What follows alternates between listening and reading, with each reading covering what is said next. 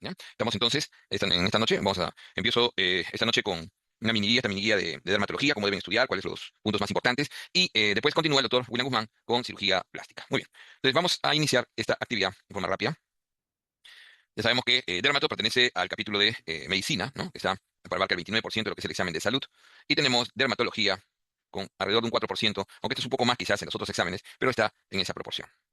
Veamos que todos los años casi había una pregunta, alguna vez tuvo tres preguntas, ¿no? Como vemos en el 2023, y eso es importante tenerlo en cuenta. Y las preguntas van fundamentalmente sobre infecciones bacterianas, ¿no? En infecciones bacterianas, o sea, lo que se llama en realidad todos los procesos, ¿no? Todos los procesos de inflamación de piel se llaman dermatitis. Entonces tenemos las dermatitis infecciosas. Y dentro de las dermatitis infecciosas tenemos las infecciosas bacterianas, las parasitarias, ¿no es cierto? Las micóticas, que como ven ustedes son poco preguntados. Y acá son temas de dermatitis más inespecíficos, como pueden ser, por ejemplo, el simple hecho de la dermatitis atópica, seborreica, dermatitis, ¿no? Que son muy frecuentes, por ejemplo, en pediatría. Neoplasias cutáneas, donde la pregunta más clásica siempre está alrededor de lo que es el vaso celular, el carcinoma vasocelular, una pregunta el año anterior, el año 24.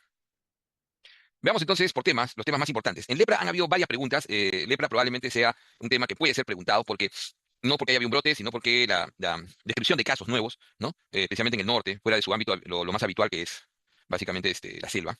Perdón, no había abierto mi.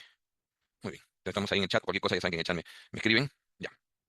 De ahí tenemos las infecciones cutáneas, ¿no? Localizadas, sobre todo el impétigo, ¿no? El impétigo, la celulitis, como los temas que, no sé, el que teme lepra es un tema, digamos, fácil y rápido de revisar.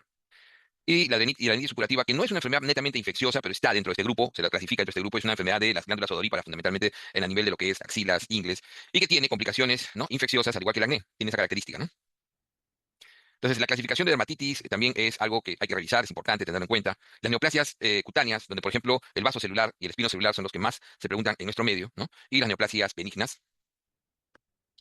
Vamos a poner pues unos ejemplos. La carosis, que son preguntas que no fallan en los últimos exámenes, en todos los exámenes. La carosis, sobre todo, lo que es el diagnóstico y el tratamiento.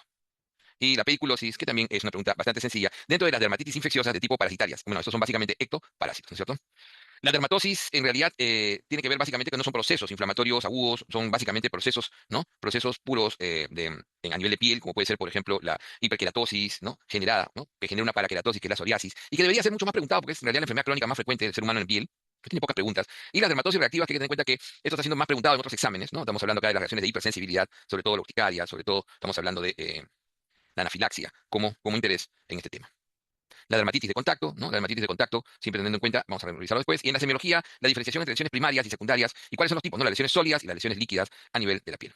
¿Cuál es la recomendación entonces? Vamos primero en las ciencias básicas. En ciencias básicas es importante tener conocimiento de la histología. Aunque acá las preguntas son muy pocas, ¿no? Pero fundamentalmente están en AN y en extraaccidentado, pero conocer fundamentalmente la conformación de la piel, las cuatro células que uno tiene que describir en la piel, sus funciones, en qué capas están, es fundamentalmente lo que hay que revisar.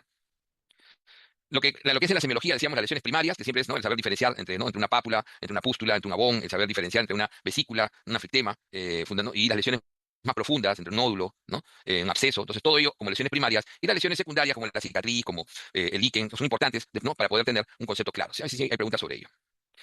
Como decíamos, la clasificación de la dermatitis, clasificando la dermatitis fundamentalmente en dermatitis exógenas y endógenas, ¿no es cierto? Exógenas y endógenas. Y dentro de las endógenas, fundamentalmente, ¿no? La atópica y la seborreica. Mientras que las exógenas son mucho más amplias, tenemos las dermatitis infecciosas, ¿no? Ahí tenemos las bacterianas, tenemos las micóticas, tenemos los ectoparásitos, tenemos la dermatitis de contacto, las reactivas, todas ellas generadas por agentes exógenos. Las dermatitis infecciosas, que en realidad debería ser de lo que más se pregunte a nivel de ustedes que están entrando no van a entrar internado o aquellos que ya van a terminar, el impétigo debería ser lo más preguntado, ¿no? Dentro de las infecciones cutáneas localizadas, recordar el absceso, el carbunco y la erisipela y la celulitis y la lepra, que son siempre es un tema interesante, probablemente buscando hacer alguna pregunta de mayor peso. Vamos a ver un par de ejemplos, ¿no? Por ejemplo, en el caso del impétigo, que es clásico en el caso de la celulitis. Vamos a esta pregunta, miren ustedes, un preescolar de 20 meses, lesiones eritematosas a nivel perianal, piel macerada, dolorosa, la palpación, presencia de micropústulas en margen anal, lesiones no mejoran a pesar de cremas antimicóticas. Entonces, esto, por ejemplo, ya les va diciendo, les aleja la candidiásica, porque lesiones de este tipo en niños que aún utilizan pañal probablemente, hay que tener en cuenta el tipo, ¿no? La piel macerada tiende a ser más, ¿no? Hacia bacteria que hacia la piel, por ejemplo, candidiásica, que es una piel brillante y que suele tener generalmente compromiso, ¿no? Sobre todo perineal, ¿no? En cambio, acá estamos en el margen anal con micropústulas, entonces lo más probable es que este sea. bacteriana, ¿no? Entonces, hay preguntas que pueden hacer así. Uno diría, ¿dónde lo clasifica? En realidad están dentro de poder discernir la etiología dentro de las dermatitis infecciosas, ¿ya? Dentro de las dermatitis infecciosas, dermatitis exógenas infecciosas, en este caso, entre lo que es bacteriano y lo que es candidiásico.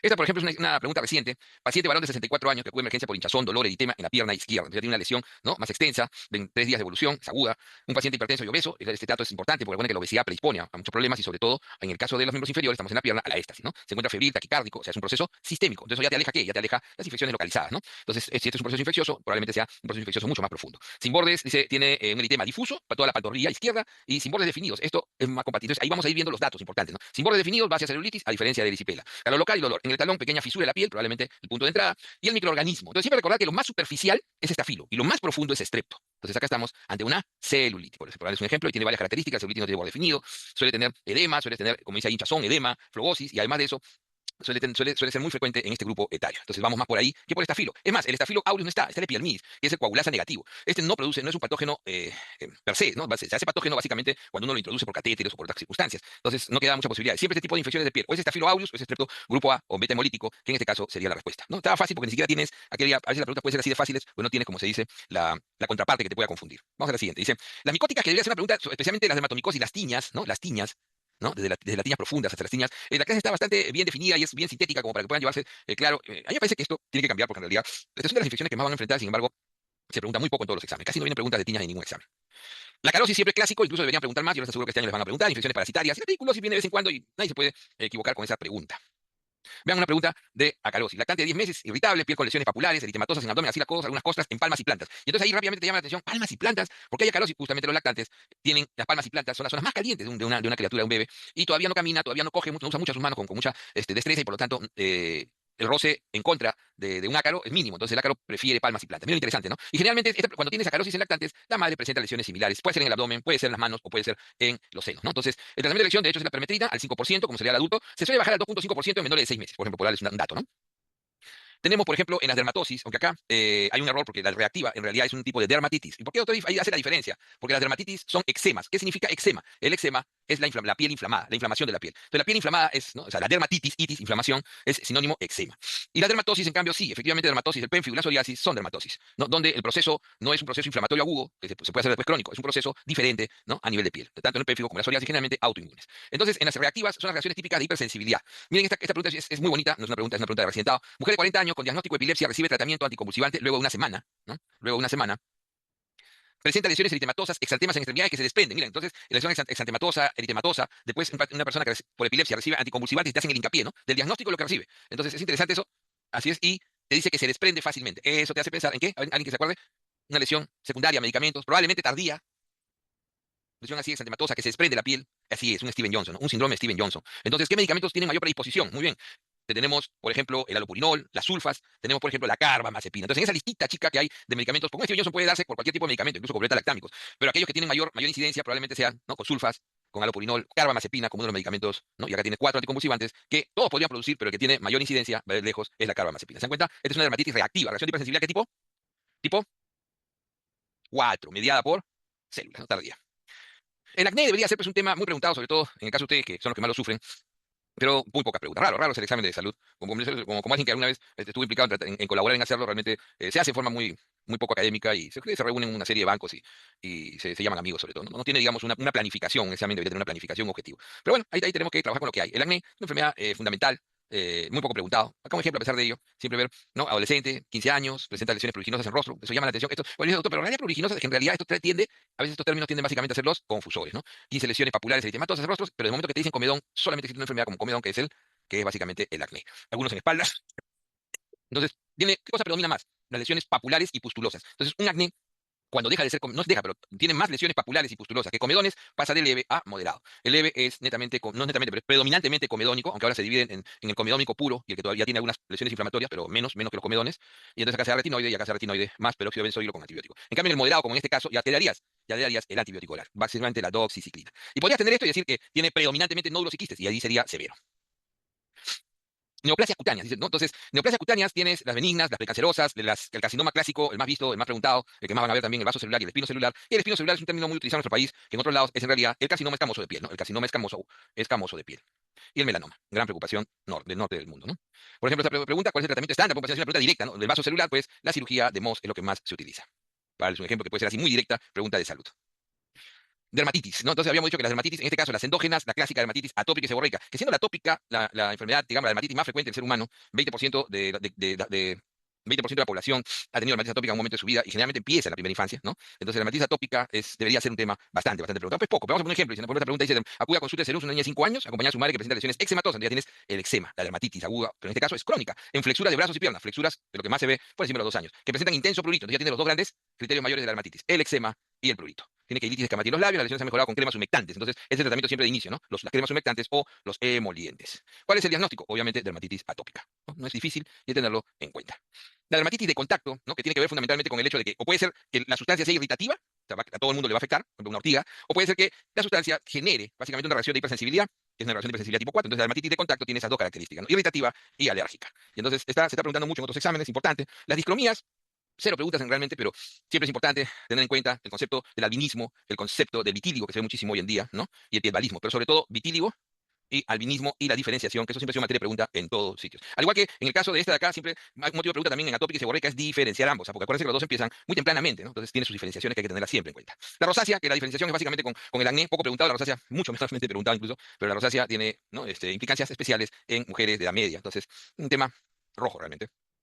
Y bueno, y eso es básicamente lo que podríamos hablar, ¿no? De dermatología. Entonces, en dermato uno no puede dejar, acuérdense, uno no puede dejar de revisar sobre todo lo que es el concepto de la dermatitis y de ellas las endógenas, la atópica versus la seborreica y las dermatitis infecciosas, y en ellas fundamentalmente las bacterianas, el impétigo y la celulitis, es algo que uno no puede dejar de tenerlo bien claro, ¿no? En el caso de los parásitos, la acalosis, y en el caso de las tiñas, sobre todo la tiña capitis y la tiña unguium, o de lo que es ¿cómo se llama? La onicomicosis, como lo llamamos acá, ¿no? No pueden dejar de revisar acné, es fundamental, ¿no es cierto? Dentro de las dermatitis, de la dermatitis también está la dermatitis de contacto, no dejar de revisar ese concepto fundamental, ¿no? En las neoplasias, sobre todo el vaso celular, y diferenciarlo del espino celular, que es también llamado de células escamosas, y el melanoma.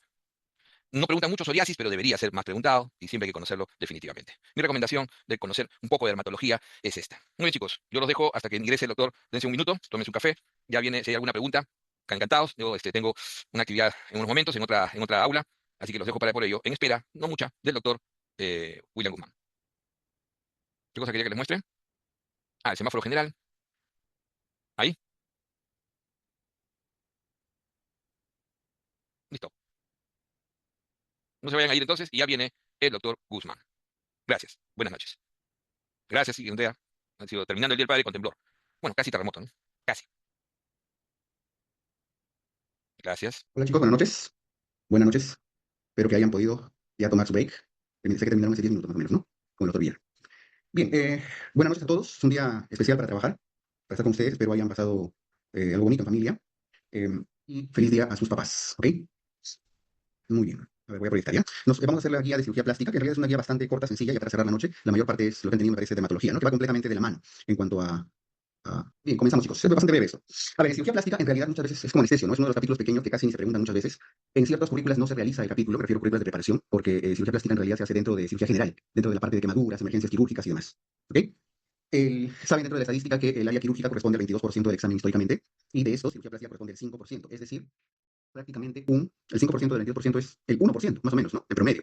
Significa que viene una pregunta en promedio cada examen. Una pregunta. Podría no venir nada, o podría venir dos en promedio. ¿Ya? Y es más, las veces que no viene, probablemente está enmascarada por ahí dentro de cirugía general como manejo de heridas o algo así.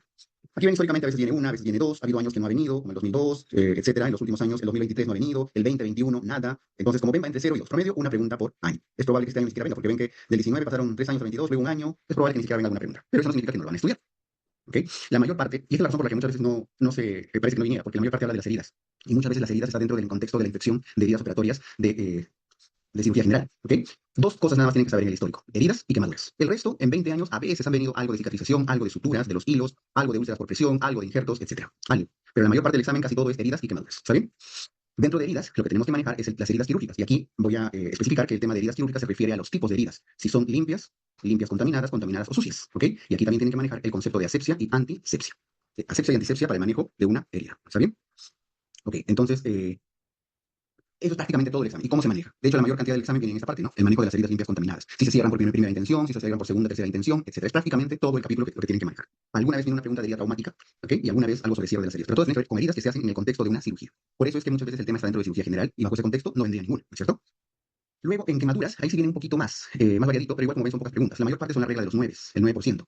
¿Cierto? El porcentaje de área quemada. Cabeza, eso lo van a ver en la clase. Cabeza, cuello, 9%. El tronco, tórax, tronco, el miembro superior, miembro inferior, lo que mide es lo que vaya a valer cada uno. ¿Ya? Y luego algunos temitas ya generalidades sobre clasificación. Sobre clasificación se refiere sobre quemadura de primer grado, de segundo grado, de tercer grado. Reglas de hidratación, la única que tienen que conocer es la regla de Parkland. Existen otras que las vamos a ver Evans-Brook, pero que ya casi no se usan por su practicidad en la emergencia, por la disponibilidad de coloides, etcétera. ¿Ya? Muy bien. Em, entonces, y suturas, que han visto prácticamente todo es heridas, esta parte, y quemaduras, ¿no es cierto? Es prácticamente todo. Suturas, que ha venido dos preguntas en 20 años, tiene que ver con la clasificación de las suturas. Si son suturas absorbibles, no absorbibles, si son de nylon, de seda, etcétera. Alguna de esas. ¿Ya? Úlceras por presión, viene muy poco también, dos preguntas en 20 años. Las úlceras de los pacientes postrados. Igual, tienen la misma clasificación de las quemaduras, el primer, segundo o tercer grado. ¿Ok? Y listo. Um, y injertos por ha venido una sola vez. Los tipos de injertos que se usan, piel de chanchito, exeno injerto, etcétera. ¿Ya?